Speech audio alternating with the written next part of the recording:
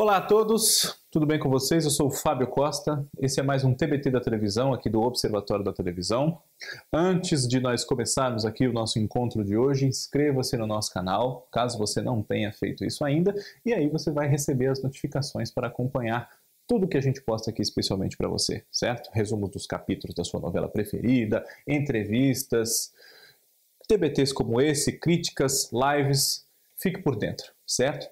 Hoje, dia 25 de abril, se viva estivesse, Janete Claire completaria 94 anos de idade. Ela nasceu, portanto, numa cidade do estado de Minas, chamada Conquista, e viveu lá os primeiros anos da vida até se mudar para o interior de São Paulo, em Franca, e depois para a própria capital do estado, né? Ela era filha de um comerciante nascido no Líbano, chamado Salim Emer, e de uma costureira de origem portuguesa, chamada Carolina Stocco Emer, né? Ela foi registrada como Genete, com E, e não Janete, porque o sotaque do pai dela, que era libanês e tal, levou o escrivão a se confundir e entender Genete e não Janete. Muito bem. O seu Salim e a dona Carolina, ali na passagem da infância para a adolescência da Janete, eles acabaram por se separar e ela depois continuou vivendo com a mãe dela e com o padrasto, né? Nessa mudança de Janete para São Paulo, com a família e tudo, começou-se a germinar ali uma semente de manifestações artísticas, ainda não escrevendo, que foi como nós a conhecemos, né, com maior repercussão, mas apresentando-se na rádio de Franca, né, cantando, imitando sotaques, especialmente francês e libanês, né? Depois de alguns empregos ali na juventude, né, não ligados à atividade artística, Janete acabou ingressando no rádio.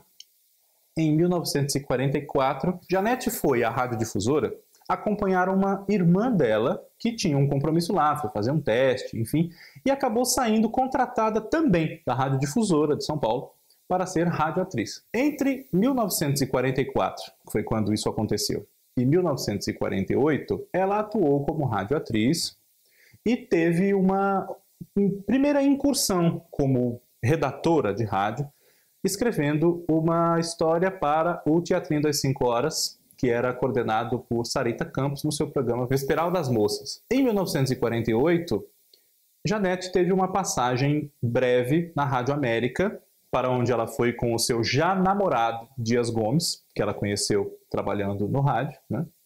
E ele se transferiu para lá como contratado, efetivamente, e ela pegou uma licença da radiodifusora, que não quis perdê-la, e ela foi para lá, escreveu a sua primeira novela, convidada por Dias, que era o diretor do serviço de radioteatro da estação. Chamava-se Rumos Opostos. Mas, entre essa primeira novela, em 1948, até a segunda, que foi Ana Karenina, uma adaptação do romance de Leon Tolstói, se passaram 4 anos, né? A outra foi só em 1952. Nesses 4 anos, Janete ingressou em outra estação de rádio, porque nesse meio tempo também ela se mudou aqui de São Paulo para o Rio de Janeiro, e foi contratada pela Rádio Tamoio. Na Rádio Tamoio ela começou a fazer um programa chamado Pausa para Meditação, que era liderado por Júlio Lousada, no qual ela radiofonizava, fazia, vamos dizer assim, novelas de uma apresentação só, a partir de cartas enviadas pelos ouvintes, né? E depois, já em outra estação de rádio, a Rádio Clube do Brasil, ela escreveu Ana Karenina, em 1952. Pouco depois disso, Janete foi contratada pela Sidney Ross, que era uma empresa concorrente da Colgate, Palmolive, enfim, nesse ramo de produtos de higiene, e salvou os horários patrocinados pela Sidney Ross com o sucesso de novelas que ela criou em diversas ocasiões, ali, diversos horários, que eram exibidas pela Rádio Nacional, a partir de 1956. A primeira delas foi Perdão, Meu Filho, que teve cerca de 40 capítulos, e fez muito sucesso, chamou muita atenção, porque a inspiração de Janete, e essa é uma inspiração que permaneceu ao longo de toda a sua carreira, inclusive na televisão, foi o noticiário real, né? Ela acompanhou com bastante interesse uma história que se desenrolou por vários dias nos jornais sobre 2 famílias que tinham trocado os seus bebês na maternidade. Então, ela se pôs a imaginar como seria a vida daquelas crianças se eles não tivessem sido trocados ainda tão bebês, tivessem crescido, vamos dizer assim, com suas famílias erradas. E desenvolveu essa novela Perdão, Meu Filho, que mais do que dobrou a audiência que a estação, que era a Rádio Nacional, né, tinha naquele horário próximo da faixa do almoço, ali por 11, 11h30 da manhã. Baseado nisso, ela escreveu logo em seguida outra novela chamada A Noiva das Trevas, que é muito conhecida do público de telenovelas graças a uma adaptação que recebeu em 1987, chamada Direito de Amar, que foi escrita por Walter Negrão. E a partir daí, Jeanette Claire ficou cada vez mais famosa, mais reconhecida como autora de radionovelas e escrevia uma atrás da outra, muitas vezes mais de uma ao mesmo tempo, porque a Sidney Ross achou que, se Jeanette tinha um resultado tão bom com suas histórias e o horário que ela deixava numa audiência boa para salvar um outro horário que não estava bem, você ia cobrindo um santo e descobrindo outro, por que então ela não escrevia dois ao mesmo tempo? Foi isso que ela passou a fazer, né? Até que ela trocou de patrocinador ali, da Sidney Ross, para a Lintas, né, que era uma agência de publicidade, e continuou escrevendo para a Rádio Nacional, porém não mais apenas novelas. Escreveu outros tipos de programas, apresentações teatrais para a rádio, de uma apresentação só, etc. Até que, trabalhando no rádio e lidando também com problemas políticos do marido, Dias Gomes, que era muito perseguido por ser comunista e por essa razão sofreu uma verdadeira caça às bruxas, com outros profissionais que também eram comunistas na época, né? E não encontrava emprego, a não ser que escrevesse com pseudônimos, né? Ajuda de amigos que assinavam seus textos por ele e tudo. Jeanette acabou acompanhando, com o seu trabalho de autora de rádio, a ascensão cada vez mais forte, inegável, da televisão nessa virada dos anos 50 para os anos 60 e queria escrever para a televisão. A primeira novela de Jeanette Claire para a televisão só aconteceu em 1964 e ainda não era uma novela diária. Chamava-se O Acusador. Foi produzida pela TV Tupi do Rio de Janeiro, com direção de Fábio Sabag e protagonizada por Jardel Filho. Interpretava dois irmãos gêmeos, um investigando a suposta morte do outro, e se passava em Pernambuco, o que para a época, mesmo para hoje, né, para a época era uma coisa assim completamente incomum, porque a tônica das novelas era muito latinizada, mexicanizada, né? As novelas eram lacrimosas, não tratavam aqui dos nossos conflitos, né? E isso basicamente ocorreu por toda a década de 60.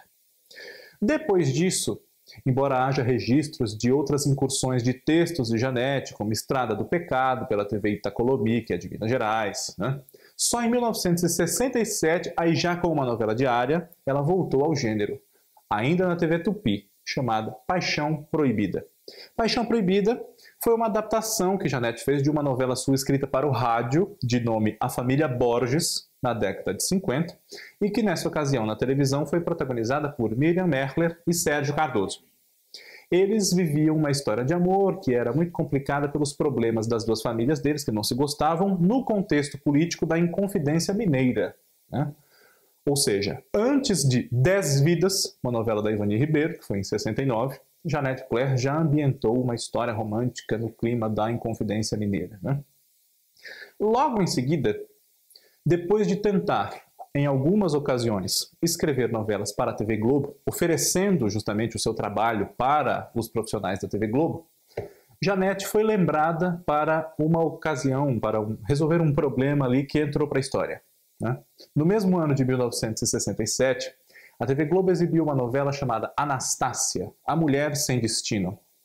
Quem começou a escrever essa novela, baseado num romance de Emílio de Richebourg chamado A Toute Negra do Moinho, foi Emiliano Queiroz. Emiliano foi convidado ali a escrever aquela novela porque Glória Magadã, a manda-chuva da teledramaturgia da TV Globo, queria outros autores ali para revisarem com ela mesma na escrita das novelas da emissora. E ela encasquetou que o Emiliano era um autor a ser lançado. Deu a ele esse projeto de adaptar a Anastácia, ele começou a escrever a novela e tudo, explicou que não tinha experiência para fazer aquilo e tal, mas começou do jeito que ele achou que devia. A novela tinha custos muito altos de produção, um elenco enorme, muitos cenários e uma audiência que não correspondia a esses investimentos. Lembrando sempre que quando a gente fala era uma novela da TV Globo, sim, mas nos seus primeiros anos de atividade, quando a TV Globo não era o que é hoje. Janete Claire surgiu como uma grande salvadora da pátria no momento em que a novela estava perdendo cada vez mais o rumo e precisava equalizar audiência, repercussão e os seus custos. Lembraram-se de Janete, por indicação do próprio Emiliano, também de Daniel Filho, que era diretor da emissora, se ela não podia ali tentar dar um jeito naquela novela. A Glória Magadã disse a ela uma frase que entrou para o folclore da televisão, né? Que, olha aqui, Janete, eu tenho um abacaxi para você.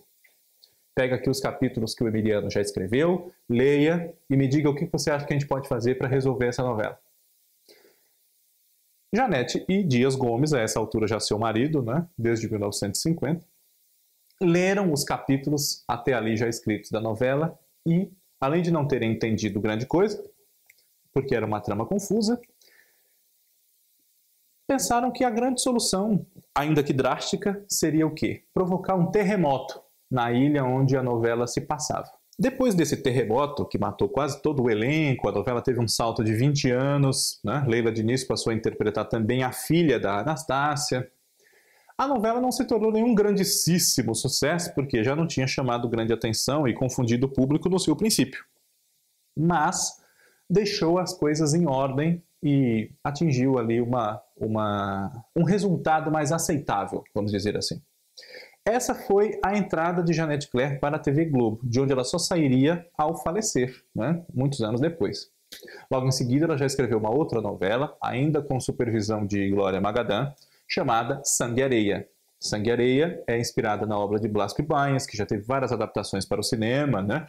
Uma muito famosa com o Rodolfo Valentino, se eu não me engano, outra com Tyrone Power, e era a história de um toureiro galante, bonitão, chamado Juan Gallardo, que na televisão foi interpretado pelo Tarcísio Meira, que era dividido ali por duas mulheres, né?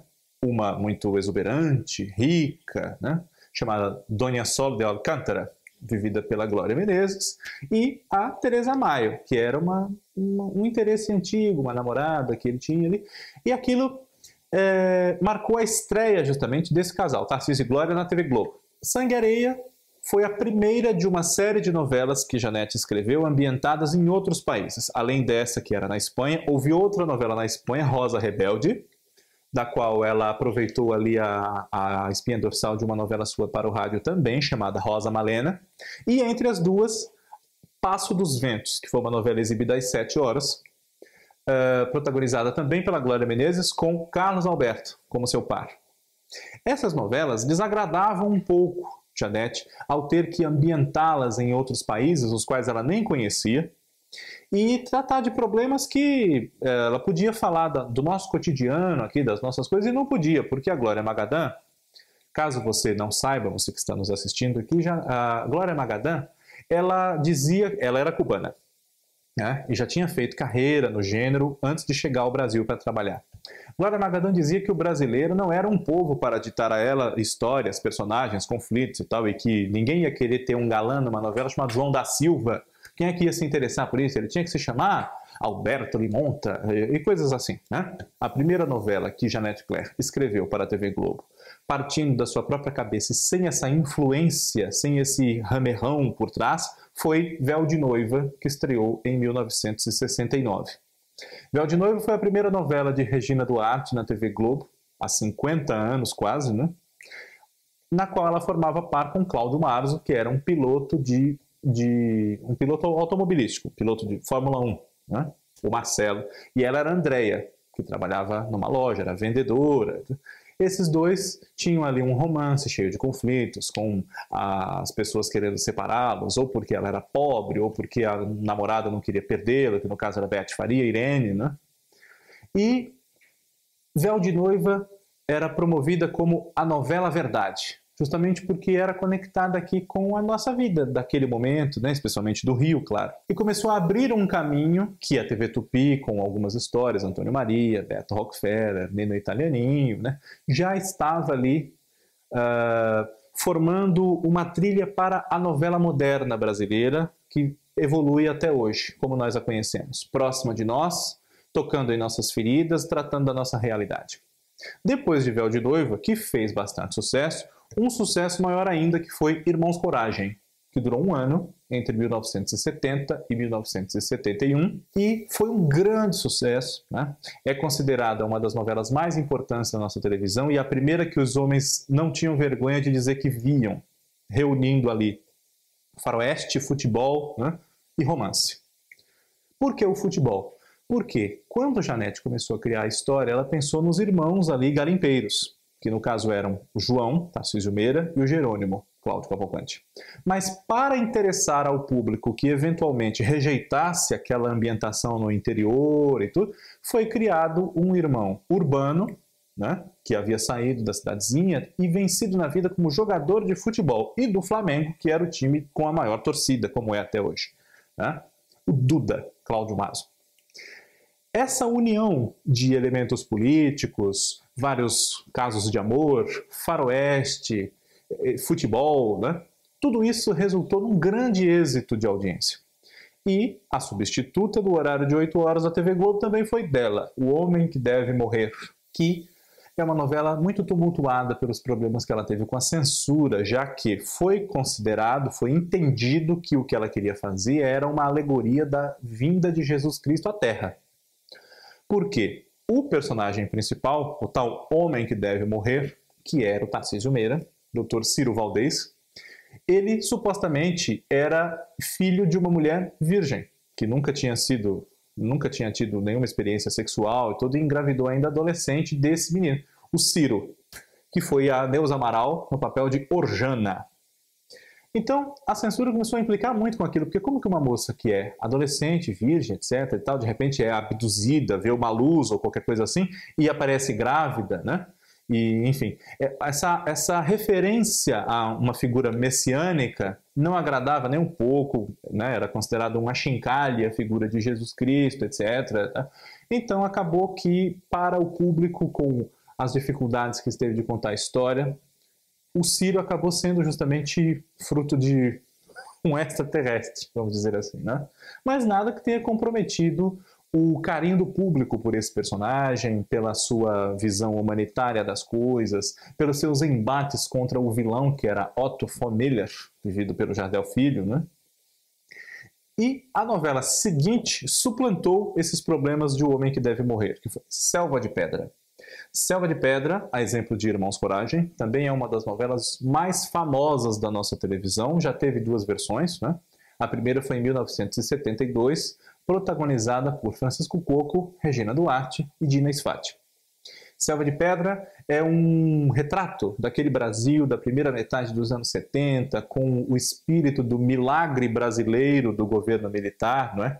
Com as pessoas querendo ascender socialmente, lutando para isso e tal. Isso tem em muitas novelas, né? Para não dizer que em todas, o desejo de ascensão, o pobre que quer se tornar rico, o infeliz que quer ser feliz, né? E o dinheiro é um símbolo dessa felicidade, dessa subida de vida e tudo.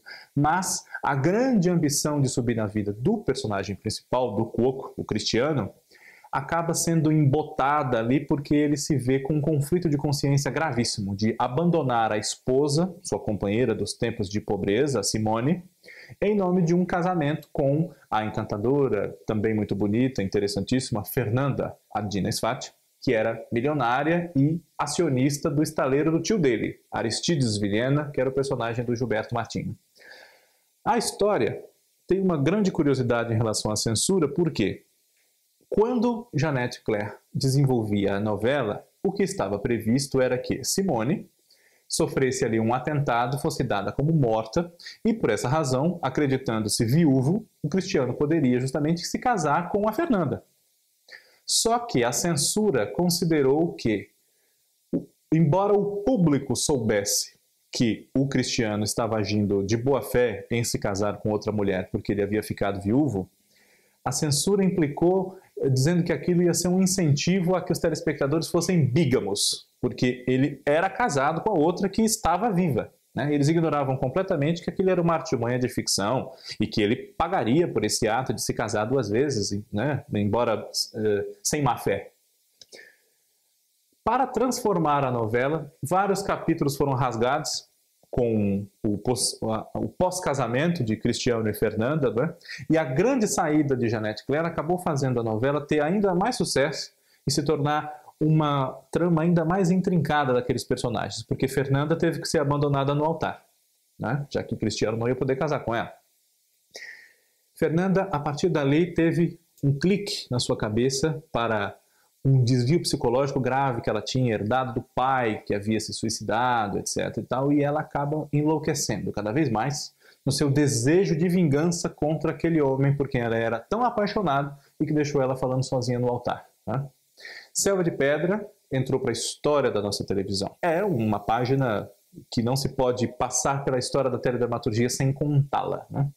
A partir disso, com cada vez mais sucesso, Janete Claire foi sendo cada vez também mais invejada, mais criticada por jornalistas de TV, então, gente que escrevia para difamá-la, falar mal, dizer que ela era alienante, contava com as suas novelas uma coisa para desviar a gente da realidade daquele Brasil dos anos de chumbo, da ditadura. Né? Embora nas novelas dela ela tratasse de mazelas urbanas e já numa das próximas, Fogo sobre Terra, criticasse duramente uma obra do governo federal, que era uma represa, uma barragem que ia cobrir uma cidade inteira com água. As dificuldades dela com a censura foram aumentando ao longo dos anos. E a justificativa era que as novelas eram muito vistas, então elas tinham que ser muito vigiadas, exatamente, por uma série de motivos. Mas ela não esmoreceu. E continuou escrevendo, porque ela tinha prazer em escrever. A TV Globo também exigia bastante dela, também porque na época era muito menos autores do que existem hoje lá disponíveis para criar as novelas para a emissora. Né? Ela escreveu muitas novelas das 8, enquanto Dias Gomes escrevia as das 10. Embora tenham começado a alternar depois e tal, se alternava também pouco. E as novelas, principalmente se fizessem sucesso, duravam muito tempo. Né? Selva de Pedra durou 9 meses, por exemplo. Hoje é mais raro ter uma novela tão longa, né? E ao longo dos anos 70 era um sucesso atrás do outro, ao ponto de ela ganhar o apelido de Nossa Senhora das Oito, porque escrevia as novelas desse horário com grande sucesso, com grande repercussão. Os atores que eram lançados por elas se tornavam astros instantâneos, os que eram os protagonistas reforçavam essa aura de astros, né? Até que chegou justamente o Astro, a novela que marcou a carreira de Francisco Coco, já vindo de um outro grande sucesso com ela, chamado Pecado Capital, um pouco antes, né? E as novelas de Janete Claire faziam muito sucesso, não só porque elas apresentavam personagens carismáticos, personagens com os quais o público se identificava, né? Mas porque ela não tinha pudores de contar a sua história eminentemente romântica, mas com problemas de famílias ricas, famílias pobres, né? Existem muitas cenas nas novelas de Janete Claire das pessoas conversando na hora de jantar, mesmo os pobres, né? Justamente porque ela escrevia muito sobre aquilo que ela conhecia, a classe média, e escrevia bem, né? E as suas novelas, por esse despudor das pessoas dizerem o que ela achava que elas tinham que dizer mesmo, assim, sem ficar se policiando que as pessoas não diriam certas coisas, né? Era um dos segredos, além de dosar muito bem as cenas cômicas com as cenas mais românticas, cenas de tensão, justamente para que o público se envolvesse bloco a bloco, capítulo a capítulo. Né? Existe uma declaração muito famosa da Janete Claire, que é uma das mais reapresentadas nesses anos todos, desde 82, quando ela fez essa declaração para a Leda Nagli no jornal Hoje, que diz o seguinte: ao ser perguntado a ela por que ela achava que as novelas dela faziam tanto sucesso, né? Se existe uma receita, qual é essa receita? Ela dizia assim, olha, eu não digo que existe uma fórmula para se atingir o sucesso, né? Mas o trabalho dela tinha uma maneira de atingir o grande público, né? Era uma maneira de entender o que o público gostaria de sentir, se era mais para o lado da alegria, mais para a tristeza ou para o drama. Então, aquilo sendo muito bem dosado, não seria exatamente uma fórmula de atingir o sucesso, mas uma maneira de chegar ao grande público. É uma comunicação de gente para gente, de emoção para emoção. E só podia ser isso porque ela não havia estudado para escrever novela. Né? De gente para gente e de emoção para emoção. essa é uma filosofia de trabalho e de vida que depoimentos a respeito de Janete, como o do ator Cláudio Cavalcanti, corroboram, né? Ele dizia que, você vê uma coisa na novela, esse depoimento está nos arquivos do Memória Globo, para quem quiser consultar, né? Ele dizia que, você vê numa novela as pessoas, não é possível, 3 anos depois, esses dois vão se encontrar aí na mesma esquina? Vão sim. Né? Porque a vida tem essas coincidências, esses lances inesperados. A vida é uma grande novela escrita pela Janete Claire. Foi assim que ele definiu. Né? Para que nós entendêssemos como ocorria essa identificação e essa paixão, esse arrebatamento do público pelas novelas dela e dela por contar essas histórias para um grande público, que sempre foi muito elevado e cada vez maior de novela a novela. Bravo, que ela escreveu para 7 horas a contragosto. Pecado Capital, que com toda a sua maestria criou de emergência para suprir o horário da censura a Roque Santeiro e se tornou para muitos a melhor novela dela, né? A história do taxista, que tem a sua vida totalmente transformada depois de encontrar uma mala com uma fortuna no banco de trás do carro, né? Perde a noiva para um empresário viúvo que tem 6 filhos, mas ninguém liga para ele. Pai Herói, que neste ano de 2019 está completando 40 anos, é um dos maiores sucessos da história da Globo, fala de um rapaz em busca de justiça ao nome do pai dele, que tinha uma fama péssima de ser um bandido, salafrário, então ele queria limpar essa memória do pai dele, ao mesmo tempo em que se envolve romanticamente com 2 mulheres totalmente opostas, uma bailarina clássica, herdeira de uma fortuna, e a dona de uma gafieira, que é justamente a antiga amante do seu padrasto mafioso, né? Veja como, contando assim, parece uma coisa mirabolante, mas não é. Justamente porque a nossa vida não é feita só de pessoas extravagantes e nem só de pessoas comuns. A vida é como ela é. Né? As novelas de Janete Claire não tinham pudor. Elas queriam emocionar e divertir, mas principalmente contar histórias de amor. Histórias de pessoas românticas, como a própria Janete era. Né? Talvez isso falte um pouco nas novelas de hoje em dia, e se não explica completamente, em parte pode resolver o problema de que as pessoas não se envolvam tanto com as novelas como antes, que é uma queixa constante. Né? Falecida há quase 36 anos já, né? Em novembro de 83, com 58 anos de idade, infelizmente ela não resistiu a um câncer que ela enfrentava já há alguns anos, né? Deixou uma novela pelo meio chamada Eu Prometo, que foi concluída pela Glória Pérez, estava no ar na época, né? Janete Claire foi uma das peças fundamentais para o estabelecimento da TV Globo, da TV brasileira, da teledramaturgia, ao lado de outros colegas muito talentosos que construíram esse gênero na época, né? O próprio Dias Gomes, Ivani Ribeiro, Braulio Pedroso, Lauro César Muniz, Walter Jorge Dust, enfim, muitos, né? Mas ela ainda hoje, 30 e tantos anos depois de morta, e com quase 100 anos de idade, se vive estivesse, segue, sem muito favor, como, se não a maior, uma das maiores novelistas da nossa TV. Justamente porque exercia o seu ofício com paixão e com talento. E com responsabilidade, exigindo a cada trabalho de si mesma, não uma emissora exigia, nem a imprensa, né, mas ela exigia de si mesma que a sua nova novela fosse melhor e mais emocionante do que a que ela escreveu antes. Essa paixão pelo trabalho, não só do autor de novela, mas de todos, é que tem faltado. E isso pode ajudar a explicar os resultados da nossa vida, em muitos campos, de uns anos para cá. Né? Faz muita falta a Janete Claire. Quando ela faleceu, existia uma faixa que colocaram por onde o cortejo passou, que dizia assim: Janete Claire, TV Globo nunca mais terá outra igual. E não teve mesmo. Até a próxima semana, um abraço a todos. Inscreva-se, faço o convite novamente a você. Um abraço, tchau, tchau.